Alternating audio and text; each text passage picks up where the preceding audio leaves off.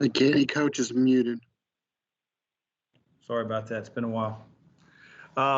Excited today to announce, some announcements that have sort of filtered out over the last few weeks, but officially want to have each of those guys in front of you, and then also, talk basketball and talk staff and off season when they've had their time. But I'm excited to announce Taylor Barnett as our director of ops.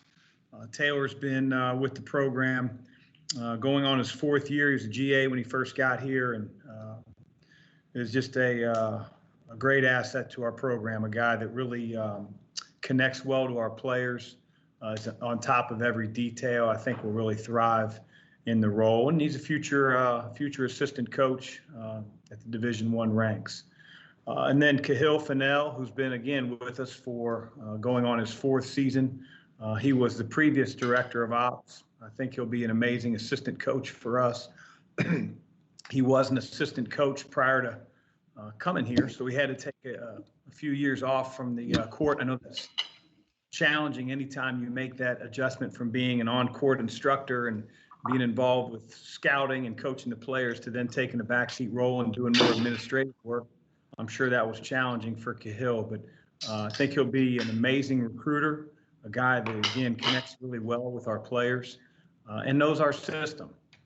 Extremely important, knows our terminology and how we like to do things. And then the two newest members to our basketball program, assistant coach Ross Mcmanes. Ross has worn several different hats throughout his basketball life.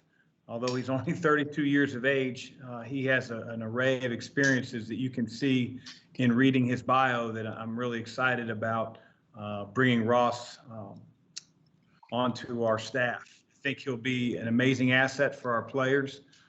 He's worked with so many talented, some of the best players in the world, the last 10 years or so, and then has international experience as well as NBA experience in the coaching ranks. So I'm excited to add Ross today. And then Devontae Frazier, who, first off, I want to give Matt Summers kudos for really conducting the search for our new athletic trainer. We all know that Devontae is going to have big shoes to fill.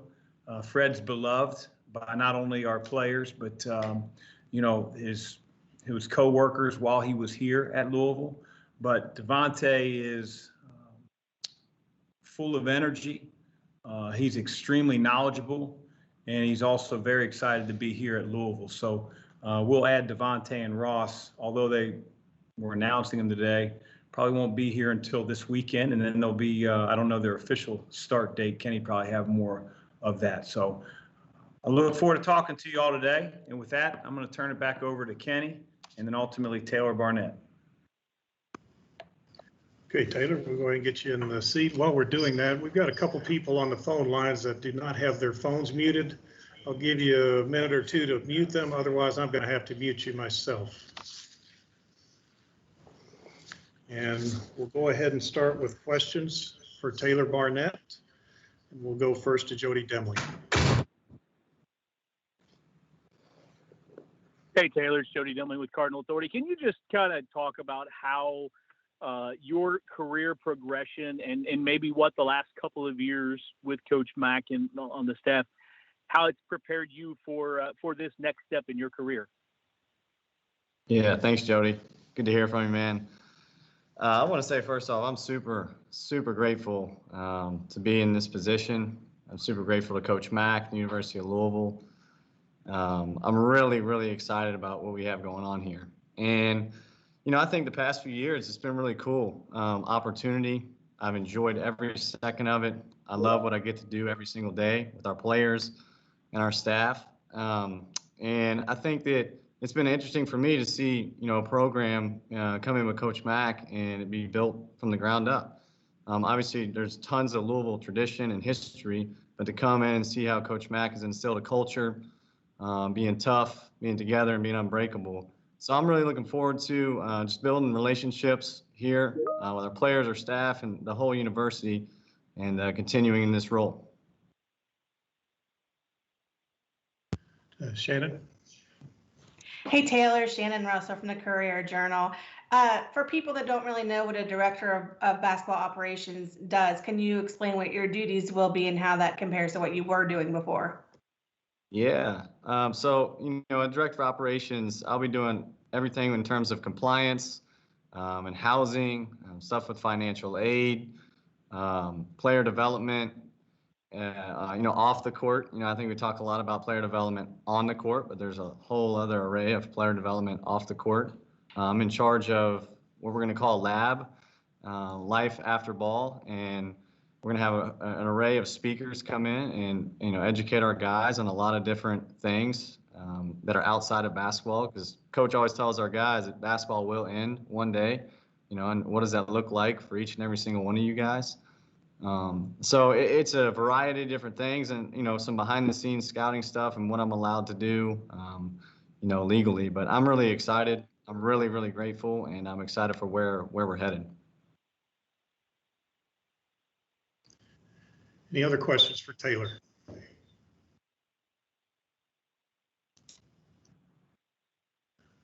Okay, Taylor, thanks for joining us. Thank you all. And we'll.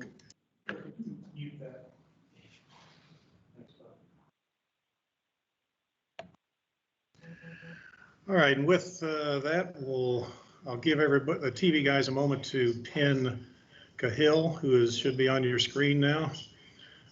He will not be on the other thing, and the other two will be remote for us today. Give everybody another moment there. If you've got a question for Cahill, go ahead and drop it in the chat, and we'll get to him briefly.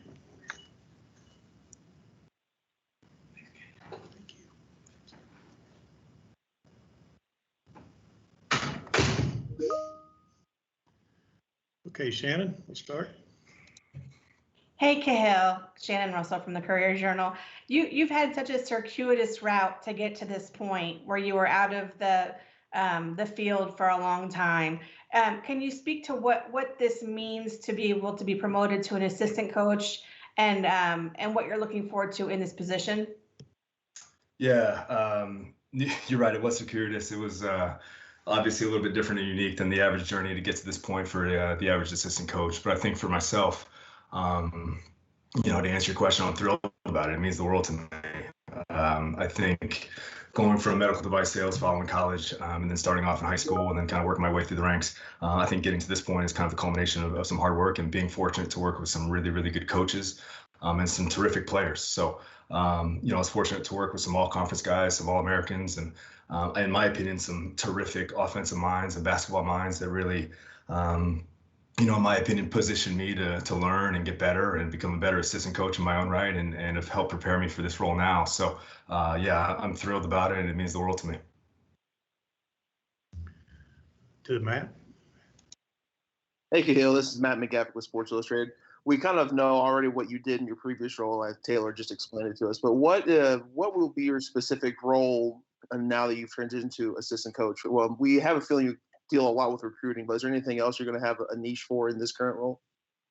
I'm not necessarily sure if it's a niche, but I think having my hand in a lot of different aspects of the program, just from the coaching end of things, whether it's recruiting, scouts, player development on the floor, film study, advanced scouting, just everything that goes into it. I think at Louisville, we're fortunate to have a lot of resources in place. Some of my former stops, Portland State and UT, Permian Basin, you had to wear a lot of different hats. So I was the academic guy, I was the meals guy, I was the tutor, I was really everything. So fortunately, you don't have to do quite as much of that here. But, I think as far as recruiting and really playing a hand in that and trying to make us better on the floor, player development stuff, and scouts when it comes to the season time will all be a big part of what I do.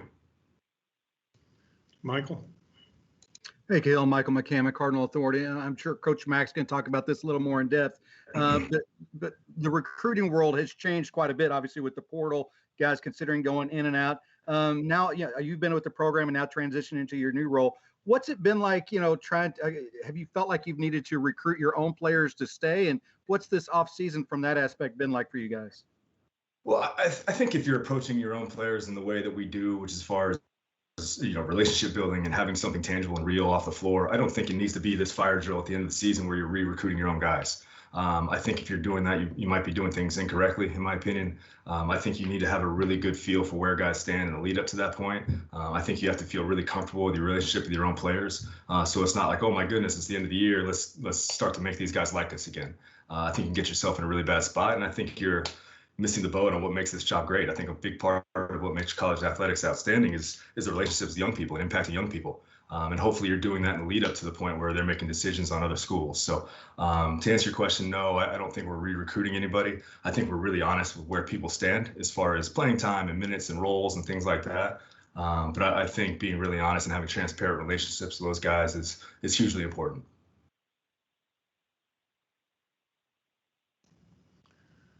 Other questions for Cahill?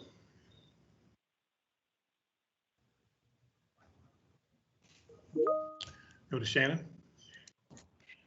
Cahill, were you able to help in the recruiting of any of the guys that are newcomers in terms of transfers? Or was that before you took over those duties? No, with the departure of Coach Murray and Coach Gaudio, my role was, in the eyes of compliance, moved to an assistant coaching role in the sense that I could recruit. So yeah, I think we all played a role in some of the transfers and bringing guys on board. So whether it's Jared West, Coach Pegues did a phenomenal job with Noah Locke, but I think having a voice for those guys was really important for the whole staff. Go to Jody and then Michael.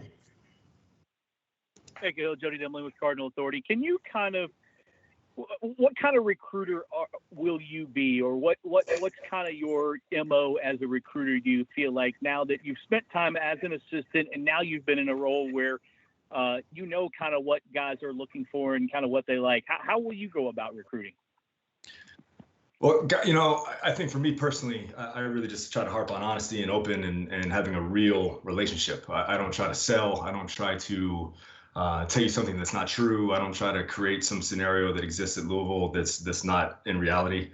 I fortunately here at Louisville, it really sells itself in so many ways. I think there's so many aspects of this program which are absolutely some of the best in the country. I think we're well placed to compete for championships. I think we have one of the best fan bases in the country. I think when you look at our facilities, it competes with anybody in the nation. So fortunately, a lot of that is taken off my plate as a recruiter. So I really just try to be honest. I try to build a legitimate relationship with everybody involved in the recruitment and just try to present what I think we're good at. So I think you would see from me just a tremendous effort to really build something special for young people and their families and their coaches, and then, let Louisville do the rest.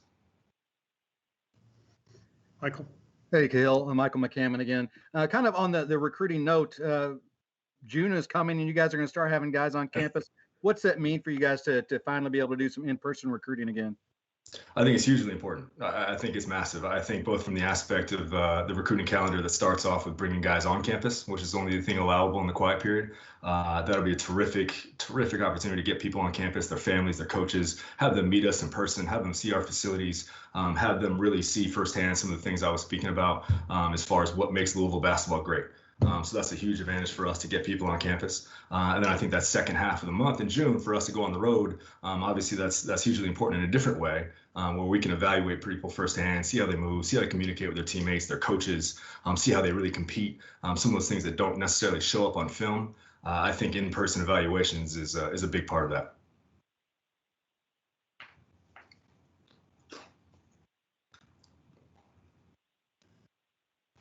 Anything further for Cahill?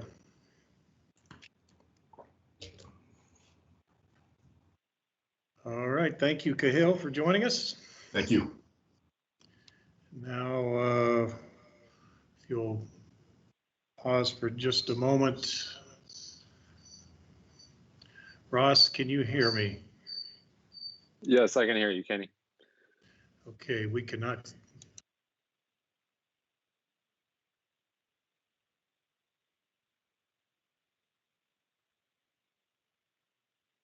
Oh, hello, you've gone muted, Kenny, on my end. Yeah, sorry. If everybody would like to pin Ross now on their screens for video, should be on your screen. While we're doing that, if you want to drop a note in the chat or text me that you have a question for Ross. All right, we'll get started first with a question from Tim. I don't see him. Oh, there you go. Thank you. Okay, now we'll go to Tim Sullivan for a question. Hi, Ross. Tim Sullivan with the Courier-Journal. You've come in after a couple of assistants who'd been with Chris an awful long time were let go. What did you feel that he was looking for in reshaping the staff? I think for me, the experience that I bring from different places in the world, whether it's in the NBA, internationally, in the G League, from a development standpoint, just a fresh perspective on the game, some new ideas, something different than has been there maybe. What kind of ideas do you have in mind? I mean, that's stuff that we're discussing with the staff every day at the moment and getting excited about getting to campus to get started with. But certainly stuff on the offensive end and player development end. Yeah. Thank you. Go to Pat and then Shannon. Hey, Ross. Speaking of your international background, in regards to recruiting, is that something that you and Coach Mack had talked about when he decided to, name you the newest assistant, was potentially going overseas and recruiting guys from all different types of avenues and countries?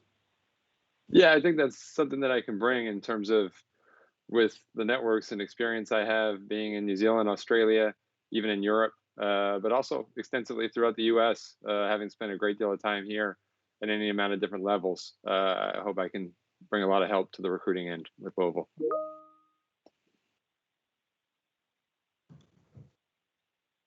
Hi, Ross. Shannon Russell from the Courier-Journal. You come in as someone that's heralded as a tactician that looks at the game a little differently. Can you speak to that and specifically with that part of the game? What strengths do you have there that you think will help Louisville? Yeah, I mean, I'm a lifelong learner, lifelong coach. Been wanting to coach since I was 11 and coaching professionally since the moment I left high school. And on that end, I try to be up to date with every new trend there is around the world from a basketball perspective. Have been fortunate enough to have a lot of different experiences in the basketball world, all throughout the world. When it comes to the offensive end, I have some general beliefs about the game, but for the most part, I believe that context is far more important than content. And with each team that I go to, there's going to be a different kind of gamut of things to consider based on the personnel, the league we're playing in, the rules, college basketball compared to international basketball, compared to NBA basketball. There's different rules there and stuff. So any amount of things to consider on that end. Go to Jody and then Tyler. Hey, Ross, Jody Dimling with Cardinal Authority. Can you just kind of walk us through how this came about? When was the first contact with Coach Mack and kind of your interest when it started for the job? Yeah, so I mean, COVID obviously changed some things up for everyone in the world, and I was over coaching in Melbourne last year in the Australian Basketball League with Melbourne United, and finished that season and arrived back into the U.S. March of 2020, ready to jump into NBA pre-draft that I normally do, and set to go back to Melbourne. And then with how stuff played out with COVID, I ended up deciding not to go back to Melbourne, and pre-draft got pushed back, and I ended up being back here in Santa Barbara for a period of time and not being with the team this season. The basketball world is a small world, and you build different connections, you get to meet different people and stuff. And so luckily, yeah, that opportunity came up and that connection was made as the season went on and stuff. And they reached out to me maybe about a month or so ago, and just began talking and got to know Coach Mack. Got to talk to him about what he's looking for, and things kind of developed from there. Tyler? Hey, Ross, this is Mcgreever from WHAS 11, the ABC station in Louisville. You speak about bringing a fresh perspective to the game and someone who's seen it in a lot of different places. I'm curious as to what your evaluation of what kind of the offensive landscape looks like in college basketball and how Louisville can better improve its position in that as a program. Right, absolutely. And I think Louisville's done some really interesting things through the years, especially what Coach Mack has done at Louisville and previously at Xavier. So there's a lot of stuff to grab and continue with that I think will be really good, and that we're continuing to talk about as a staff, as a group that we're building. Ultimately, I think at the college game, and looking at just directly last year, and part of that due to different circumstances with COVID, is Louisville ended up being a slower paced team in the ACC. I think second slowest paced team in that league, and so there's some opportunity to move that pace up with the type of players we have on our team and the direction we're trying to go. There's an opportunity to grow these players more in terms of their conceptual understanding of the game and being able to play out of concepts in the flow of the game. Yeah, there's a lot to go into there, but I think really helping grow these guys in terms of how they play the game and how they grow towards ultimately what they want to do going forwards. To Jody. Ross, hey, it's Jody Dimling again. As far as recruiting is concerned for you, you have a lot of ties internationally. You have a lot of ties, obviously, in the NBA. How do you plan on trying to use those in recruiting, and I guess just your sense of you've never really done that part of the job as far as college game goes. How different will it be for you? Yeah, so there's things for me to learn there. I mean, luckily I have to take a test to be able to take a compliance test and learn those different rules. There's that aspect of recruiting that obviously I have to take on and learn, and it's what I've done in any amount of different jobs I've taken on, and is learn the new things that come with that job. So I'm excited to get started with that part. When it comes to recruiting, though, I feel that's something that I've been doing in any amount of jobs I've been in for a long time. When I head coached in New Zealand, I was gifted with the lowest budget team in that league and had to find a way to recruit better talent than that team has ever gotten. And so there's circumstances there. When I'm in pre-draft, working with players, you're constantly working with buy-in, trying to get buy-in from players to your system. In the G League, you're constantly trying to speak to players ahead of getting them with your team to try to convince them that this is the best situation for you to come to get a crack in the NBA. So I've had experience with recruiting in different aspects. Obviously, the college game itself is different in terms of what will be able to help me with New Zealand, Australia, Europe, US. Again, a great deal of relationships that I've invested in for any amount of years, for the last 13, 14 years that I've been working professionally in the game of basketball, that I think will help greatly on that end. We'll take two more questions for Ross, first from Andy and then Tyler. Hey, Ross. Just a quick question. How much have you seen your roster, this new roster? Do you have any, I guess, early opinions of what you're going to be working with? Yeah, I love the group. I spent the last month and a half watching strictly Louisville basketball, and really deep diving into each one of these players and getting to know them really well. At the same time, there's what you see on film, and then there's what you get to know once you meet them in person and go grab lunch with them. And then once you get on the court with them in an individual workout or in a team workout and see how they respond to different things. So by no means do I feel that I have a full grasp of this group yet, because I have a lot to learn. I want to get on the ground and meet these guys and get to work with these guys and get to know them as individuals off the floor. But it's an exciting group. I think we've got a great deal of talent. The work that Coach Matt, Cahill, Mike, and the rest of the staff have all done, and getting some new players in, I think has been awesome this offseason and has put us in a really good position. Close it out with Tyler. Hey, Ross, Gill had mentioned that recruiting of some of the transfers in this offseason was kind of a group effort from all of the assistants. How early did you get involved in that, and who were you involved in bringing to Louisville? I've just come on recently. That's not something I've been a part of. They've done a spectacular job of that. I'd love to steal their thunder, but that's all them. Ross, thanks for joining us from beautiful California. We look forward to having you here with us soon. And we'll pause just a moment. We'll get Coach Mack back in the chair. And if you want to drop a note that you're ready to ask a question for Coach Mack in the chat or text me. Thank you. Thank you, guys. Appreciate it. It's going back in here.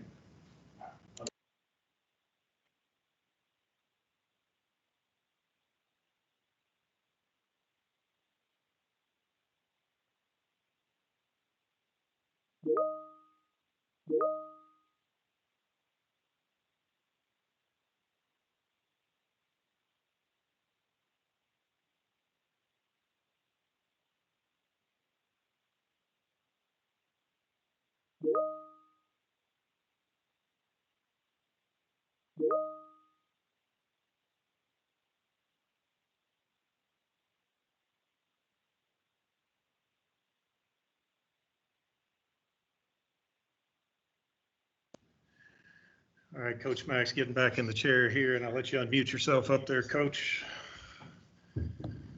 And we'll go to questions. We'll start with Kent Spencer. Chris, when did you first kind of find out, or when did Ross kind of get on your radar, and what attracted him to say, hey, I want this person to be a part of my staff? It was a process. It wasn't certainly one phone call or two or even 10. The radar or the scope of our search was a very, very wide one. I didn't want to eliminate anybody early on. I talked to a lot of people around possible candidates. And so month and a half, I first learned Ross's name, and, it just progressed from there, Kent. It went to Zoom calls, and eventually he came to campus, and sort of sealed the deal, at least for my opinion and our staff's opinion. Felt like he's everything we were looking for, and, excited to have him aboard. It's funny because a year ago, we were all we did was Zoom, in the house. And whether it was a recruiting meeting or whether it was a staff meeting, all we did was Zoom because of the pandemic. And I would get together almost every Saturday with coaches, from around the country, whether it was, guys like Sean and Archie Miller, Brad Brownell, just our ACC coaches. But I'm talking Saturdays, we would just sort of X and O. And I'll never forget, on one of the calls, Jeff Van Gundy was talking, and talked about his World Games experiences, the qualifiers. He was coaching the USA team, and he started talking offense, and he could not rave any more about New Zealand, and said that if you had the opportunity to watch New Zealand, you should do it. Get on your Synergy account, watch as much offensive tape as you can of New Zealand, because he was convinced that was as good as offensive as he's seen internationally during his time. And so that got me intrigued, got off the call, watched a bunch of tape of New Zealand, and, a lot of interesting concepts. The ball moved really quickly. Obviously, the European game, the overseas game is different from the American game, but it was fascinating to watch. And when Ross's name came to the surface, came to the forefront, and I started doing my investigative skills on the internet to find out he was sort of largely responsible for everything that Jeff Van Gundy had seen a few years ago. And that was something that was exciting. And so among 1,000 other things that Ross brings to the table, I think his experience on the offensive end as a tactician is really going to help our program. Go to Shannon and then Jody. Shannon Russell, Courier Journal. Building off of that, do you expect your offense to be drastically different with now Ross in the ranks compared to what it was last year? I don't know how you would define drastically, Shannon. Basketball is basketball. I think it's been said previous press conferences. I think Ross mentioned it today. Part of the issue we had with pace was, Dave and Carleek were playing 40 minutes, a night. We were dealing with 2 COVID pauses where those guys, had a tough time keeping their conditioning. But, having said that, we've always wanted to play faster. I think our pace was not where we wanted it this past year. So drastic, I don't know. It depends on how you define that. But there's going to be certain things that we keep that's been very good for us, through my 12 years as a head coach. There's going to be some things that we add. And, I think a small part to that is what Ross mentioned before. It's about our players too, and what their capabilities are, both to learn and execute some of the things that we put in. And that's something that, we have to be able to, use this summer for, quite honestly. Jody? Chris, you mentioned a little bit at the beginning, but with the other two guys that you bumped up with, Cahill moving into the full-time spot and Taylor into the ops, you've got to see what they can do for the last couple of years.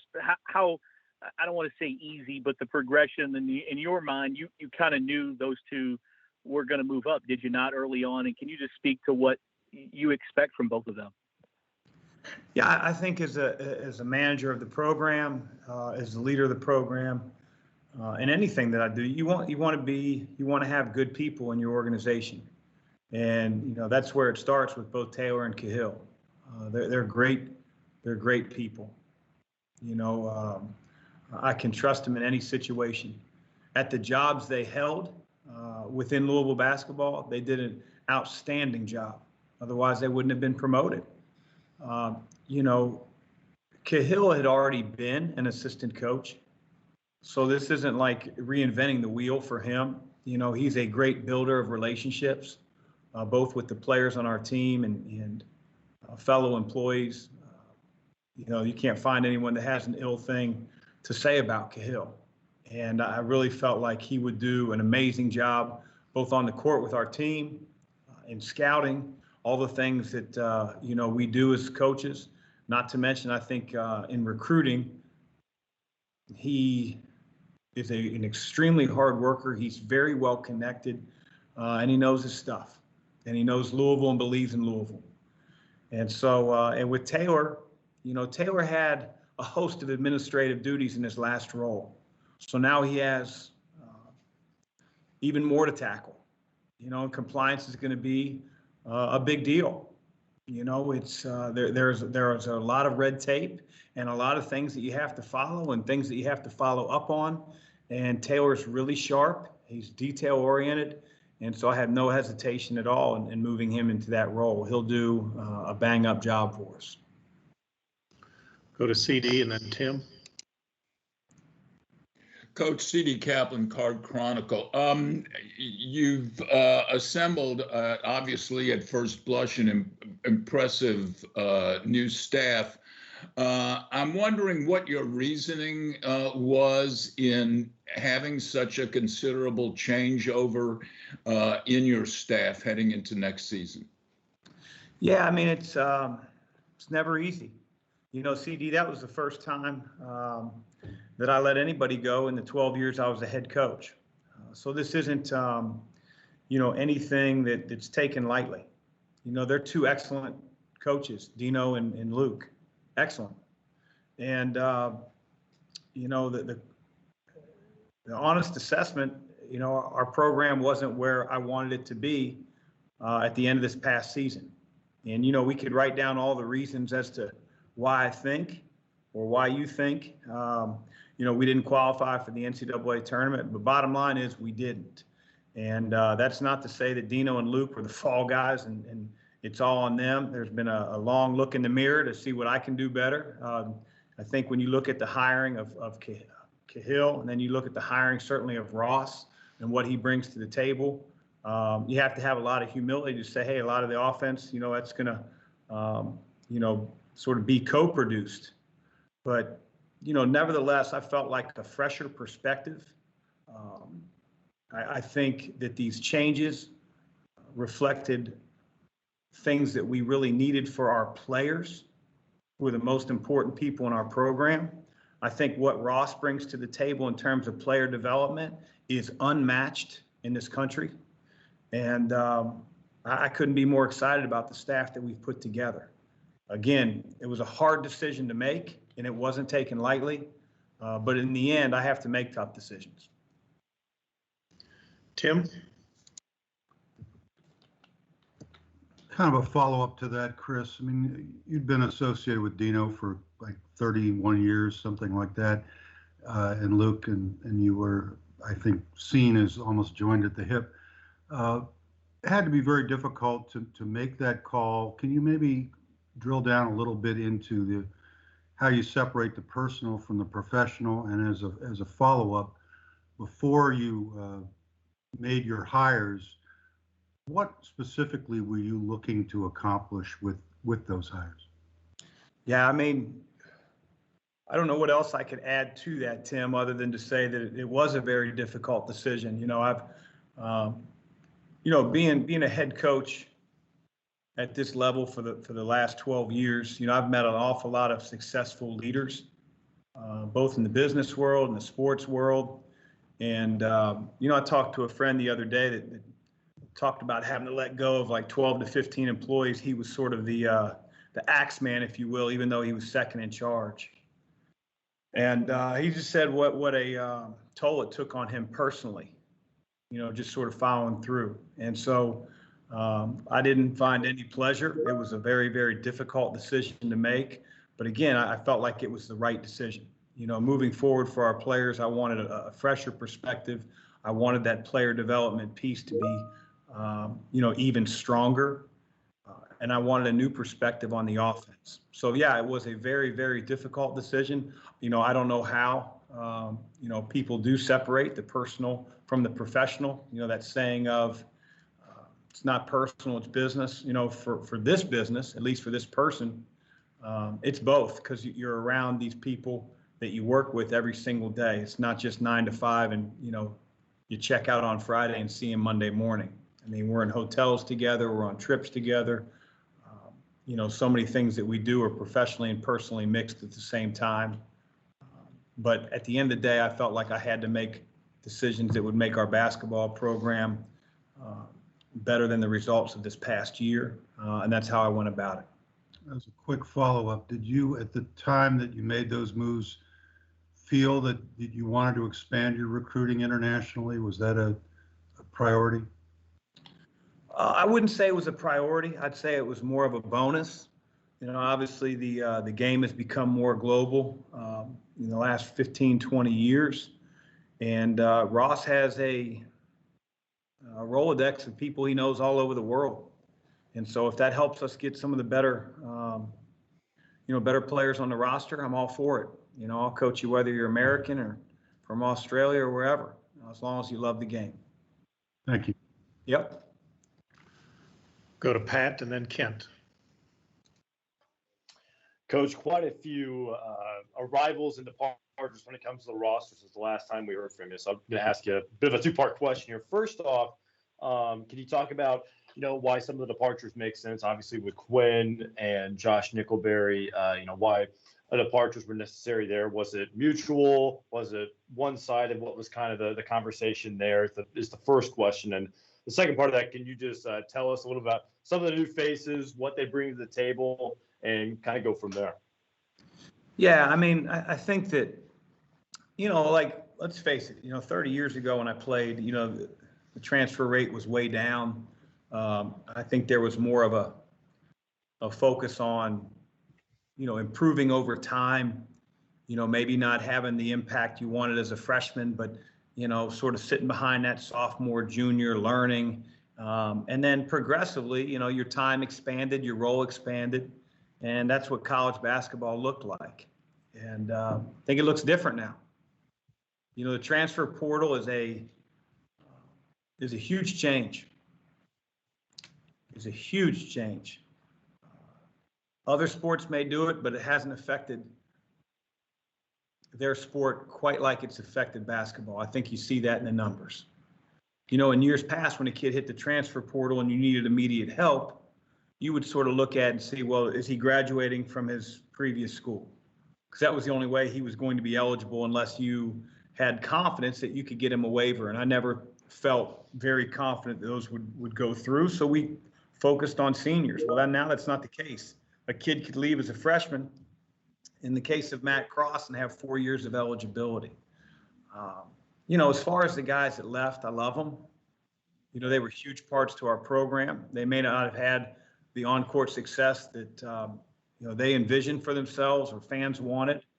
But everybody's path and everybody's journey is different. And I don't think as they looked into the future, that they felt like they were going to play the amount of minutes that, they felt comfortable staying with. And I can't fault them for that. So, you sign up to come to Louisville, it's big boy basketball. And, if you have 13 guys on scholarships, it's sort of hard to find a program in this country that plays 13 guys. And so, theory of natural selection sort of happens. Guys cannibalize themselves, guys find ways to get on the floor, or they don't. And so, as we look forward, we're excited about our roster. We think we have more talent than we did a year ago. And, again, I wish those guys well. I hope they find places that make them truly happy in the sport. As far as the guys that are coming here, obviously we have 3 guys that, 2 freshmen. We have L. Ellis, who's a junior college player. We got Mike James and Roosevelt Wheeler. And, those 3 guys have been committed to us for a long time now. And we're excited to add them. I've never met Mike James or L. Ellis in person. And that's wild. That is absolutely wild. And, I have met Roosevelt. Roosevelt had the opportunity to visit unofficially.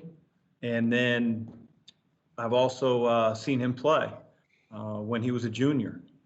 But those 3 guys are obviously, totally different players. Roosevelt is coming off of an Achilles.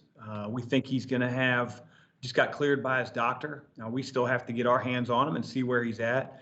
But he's a big body. He's got a high motor. He hasn't played in a year, so he's really itching to start doing some things. Mike James, I think, from Orlando, Florida, is a versatile defensive player. He can guard. He loves to guard. Offensively, he's sort of worked his way throughout his high school career from being an inside guy to more of an outside guy as time's gone on. He's got a great attitude about the game. And I'm anxious to get him here Memorial Day weekend. And then L. Ellis, one of the better junior college players in the country. He's got an ability and a burst with the ball. His end-to-end speed's really good. He's got a lot of athleticism. He's excited to be a Cardinal. We have FaceTime conversations with those kids almost daily, and they're excited to get here. Again, few of them for the very first time to ever be in Louisville. And then, we've got, 3 Division I transfers. Jared West from Marshall. I think the quintessential point guard, guy that shoots the ball at a high level. He's in the master's program in business here. It's like a Kristen Cunningham type. He can run a team. He's already branched out and reached out to all his future teammates. He's so daggone excited to come to Louisville. He called me a couple weeks ago. His brother had an AAU practice in Lexington, and he said, "Coach, I'm going to come over and sort of tour the campus and tour the city." I said, "Well, we're not allowed to have anything to do with it during COVID, so you're going to have to do it on your own." It was Derby weekend, and he navigated around the traffic, and he was excited to do it. So we're excited to get Jared here. Noah Locke, who's obviously performed at a high level for Florida, for 3 years, has the ability to stretch defenses and a high work ethic. We recruited Noah extremely hard out of high school to try to get him to come to Xavier. So I'm excited I had the chance to coach him for 2 years here at Louisville. And then Matt Cross, who we got during our season this past year. I wish I could have put him in uniform halfway through the year. Matt's ability to shoot the 3. I mean, you look at Jared, you look at Noah, and you look at Matt, and those guys can shoot the ball. And that's something our team missed this past year. At least I know their coach missed it. And I, Coach, take a drink off that one, and we'll go to Kent. Chris, when you look at dealing with the transfer portal now as a modern coach in college basketball, is that just something that roster turnover and it seems to kind of come in bunches with everybody, that's just something that you're just going to have to get used to, that you're going to have a bunch of turnover almost every year? Well, I hope not. I think Cahill sort of hit the nail on the head, and he talked about, building meaningful relationships with the guys on your team, outlining those expectations, and delivering on player development. I think if a player feels themselves getting better and improving throughout the year, and you've been honest with them from day one, that you shouldn't have to re-recruit your players again in April. And quite honestly, we didn't do that. We gave them an honest assessment of where they were at the end of this past year, where we felt like they could go and what they had to do to get there. And, it's exciting to have a lot of our guys returning and adding the new guys as well. I think they have a belief in Louisville basketball, the tradition, and the current coaching staff and roster moving forward. So, I would like to think that, we can keep players developing throughout their time here at Louisville. But Kent, that's the reality of it. It's just, it's going to be different. It just is. And not every kid's going to play. You have 13 scholarships. And I don't see many programs playing that many guys. So, it's going to be a challenge for a lot of programs. Go to CD and then Dominique. A couple of quickies. One, Coach, do you see any other new people coming in on the squad, either transfers or freshmen? Are you recruiting? And secondly, when Ross was talking, he didn't use the word, but I kept hearing in my mind analytics, which is kind of the new trend. And I'm wondering if his addition to the staff will mean a, quote, more analytical approach to the game using stats, et cetera. Yeah, to answer your first part, CD, we're never done recruiting. I tell our staff all the time that currently we have 12 scholarship players on 11 scholarships because Malik is a free one. So if we had a full used scholarship allotment, we would have 14 scholarship players on 13 scholarship, if that makes sense. And so we are never done recruiting. And so that doesn't mean that we will add or we won't add or that we're looking at a certain position. But we're never going to say no sight unseen. We're going to take our time. We're going to evaluate and do what we can. Obviously, we can't meet anybody in person until June 1st. But if we can make our team stronger, we're always going to look to do that. The second question that you had about analytics, I think it certainly has a place in the game, but it's not everything. It's not everything. And while I think, Ross values that, I think he is a terrific builder of relationships. He knows he's proficient in the subject matter. He knows what he's teaching. Yes, there is a little bit of that, but he's not just a computer geek. He's a basketball guy. He said it before. His whole life has been dedicated to basketball. And although he's only 32 years old, he's got a lot more years of experience in the game than that. But I wouldn't say it's an analytic hire by any means. Yeah, Chris, Dominique Gates with the Courier Journal. With the recent news of the CDC and then the governor lifting restrictions, I guess how much relief does it give you as a coach that it appears you'll have a little bit closer to a normal off season? And what are some things that you'll look to do early that you weren't able to do, you could say, a year ago around this point? Yeah, Dominique, that's a great question. We're excited. Just to have masks off here in the practice facility, feels more normal again than it ever has. We've had everybody vaccinated in the program, or at least to the standard that was needed to open up the facility that way. But knowing that, all of our guys were going to arrive May 31st, we were going to begin workouts, not that first week, but the following week, because guys have to go through orientation.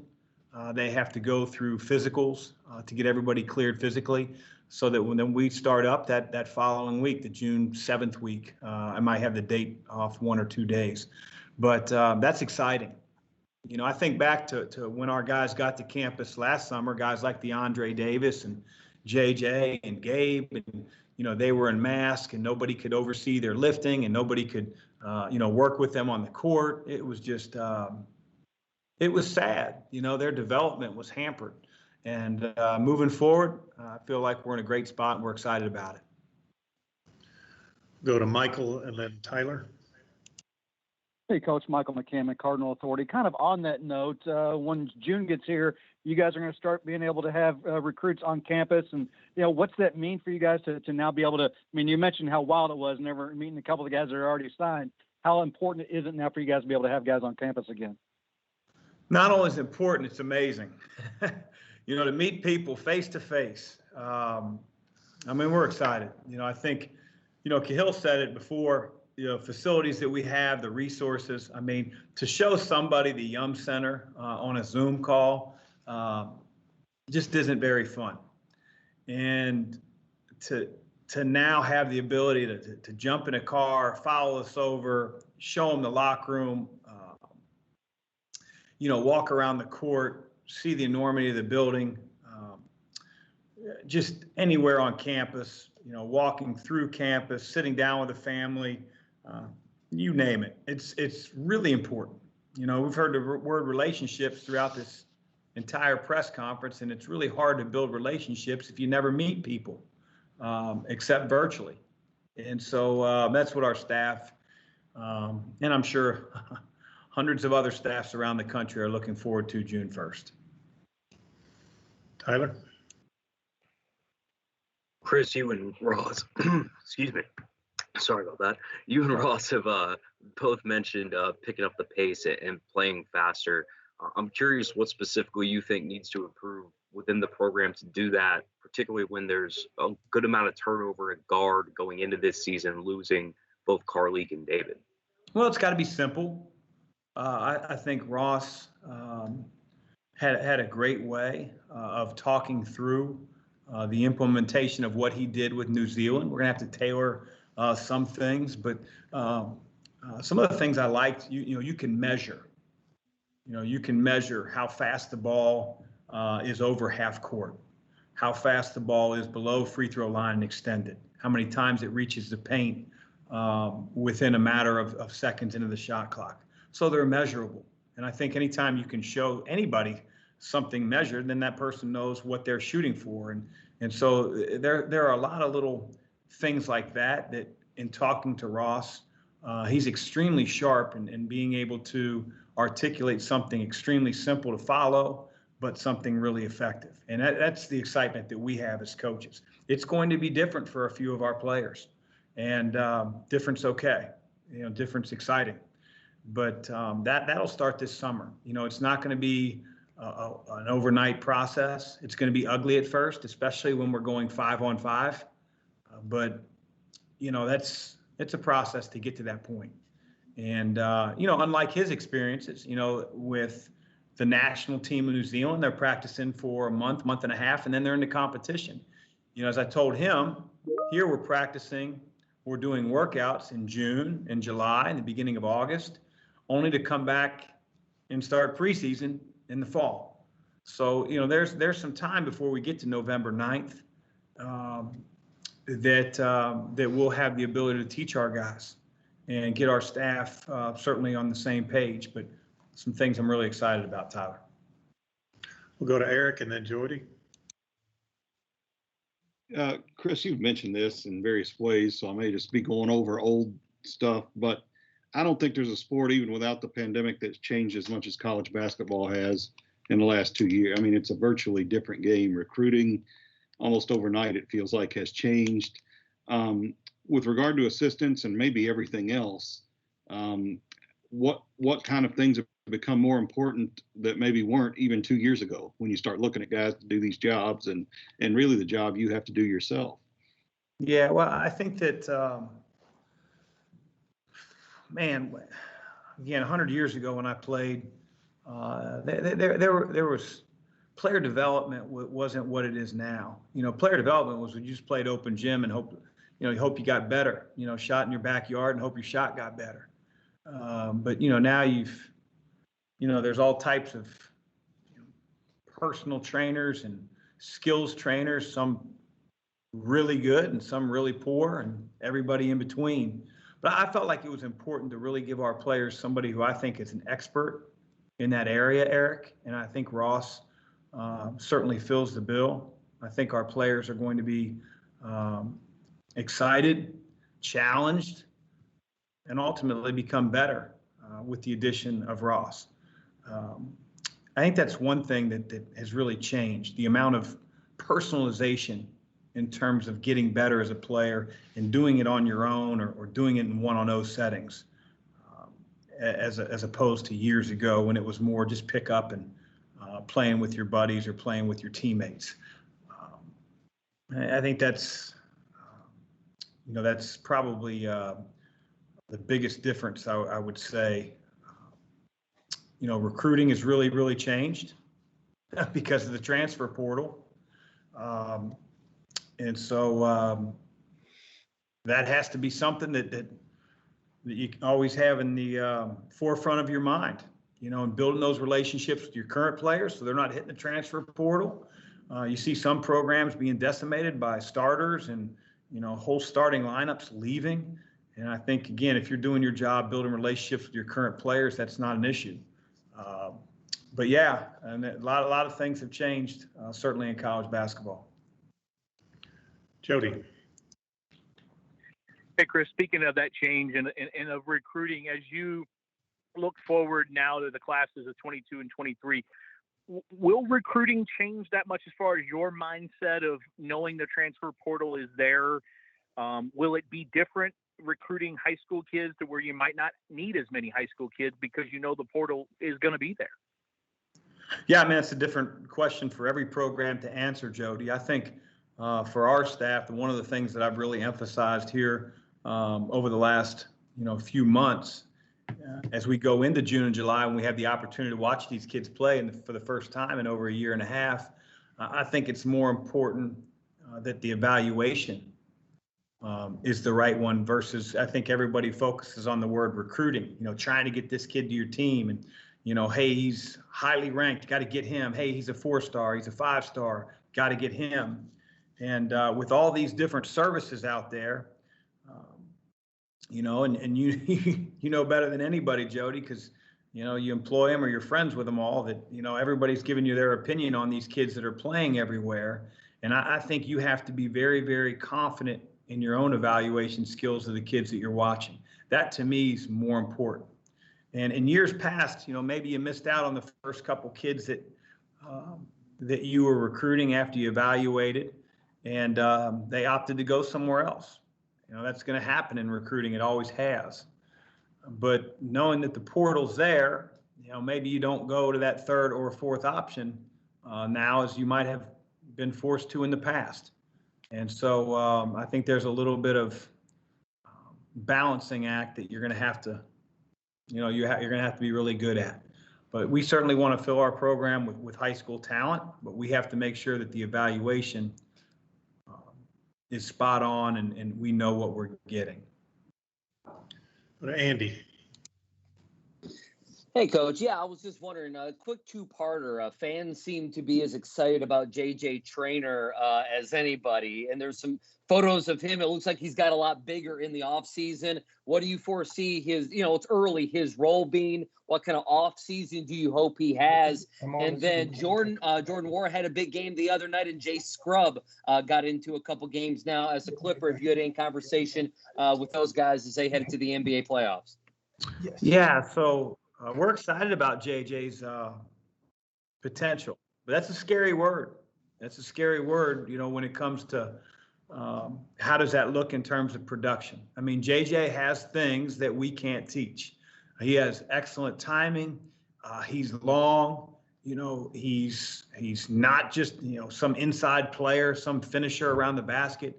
JJ can shoot the ball, but he has to get stronger. Whether he played the 5 in an emergency situation,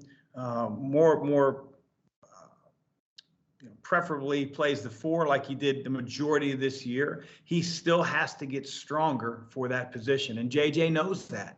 And so that's a huge emphasis for JJ this offseason. He's got to be joined at the hip with Coach Kettler, and he will be. JJ is a very, very coachable kid.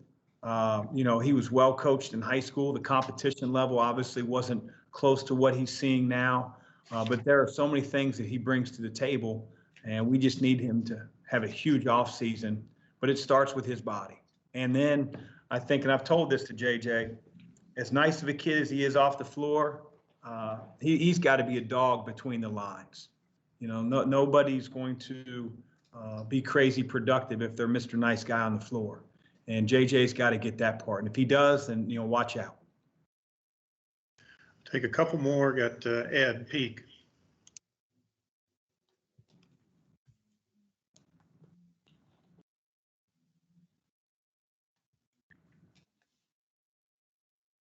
Yeah, thanks, Kenny.